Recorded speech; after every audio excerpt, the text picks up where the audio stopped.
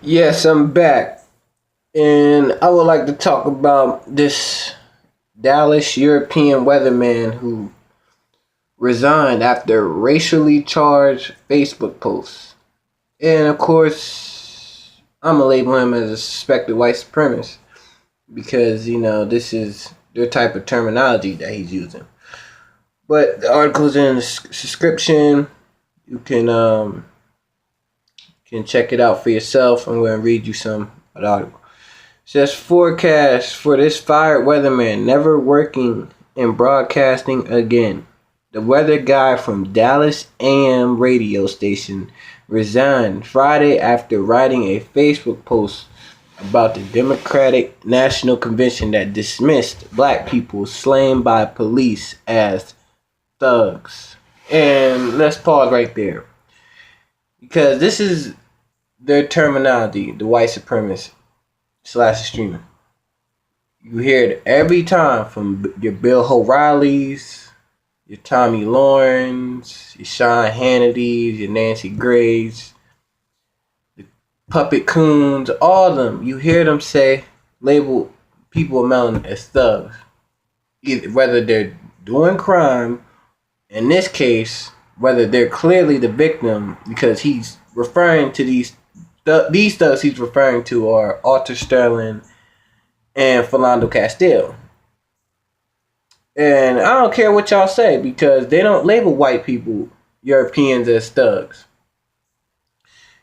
When they're out, when they tearing the city up, not because someone died at the hands of race soldiers, because they won a playoff game, or a coach got fired, or they lost the NCAA championship, or whatever retarded reason. They write, you hear this. Well, college students had a little much to drink. These are just kids being kids. Yeah, they probably strong arm some girls for their poom poom, but they're just college kids having fun. They're young. They're partying. It's okay. But when people of melon are rioting because their civil rights got violated, their constitutional rights get violated, they get executed in the streets by race soldiers, they're thugs, which is the new term for nigga. Because if it wasn't the new term for nigga, how come Dylan Roof didn't get labeled as a thug? The movie theater shooter, the Boston bombers, the Virginia Tech shooter. I mean, I can keep going on. How come they get? But I digress on that for a moment and continue to read. Boss Guzman, chief meteorologist from KRLD AM, rained down rage online after the DNC featured Mothers of the Movement, a group of moms whose children were killed by the gun violence or police, aka race soldiers. The DNC appearance featured the mothers of Eric Garner, Sandra Bland, Trayvon Martin, and Michael Brown. Oh yeah, he referred to them as thugs too. And so I guess Michael Brown is a thug because, like I said, one of the commandments of white supremacy is I'm white and I say so. So the narrative for Mike Brown, of course, is he got shot 2 to 3 times, but he still kept charging. Like he was a super nigga. Like that. And then you think about it, it doesn't take a long time. You're like, wait, that's not physically possible. How do you get shot 3 times in your abdomen and you keep charging? But like I said, one of the commandments of white supremacy is because I'm white and I say that happened, so that happened. But I digress on that again and continue to read. Then Passion Talk moved Guzman to go online and play. As many of you have probably noticed, I've stayed away from politics on FBI, Guzman wrote Wednesday. The DNC parading the mothers of the slain thugs around their stages and furious. Guzman eventually deleted the post, but not before locals blasted him on social media for it. 2 days later, the station announced Guzman had resigned effective immediately, with no further comments about his exit. Guzman still couldn't keep quiet and defending himself in a comment. The axe weatherman insisted in the post he had no idea that calling slain black thugs would be read as racist. See, stop right there. See how I've told y'all in my previous videos, how we got to start checking these white supremacists. Because they're getting bold, like I said in my previous video. And this one's super bold because he's not even apologetic after he lost his life.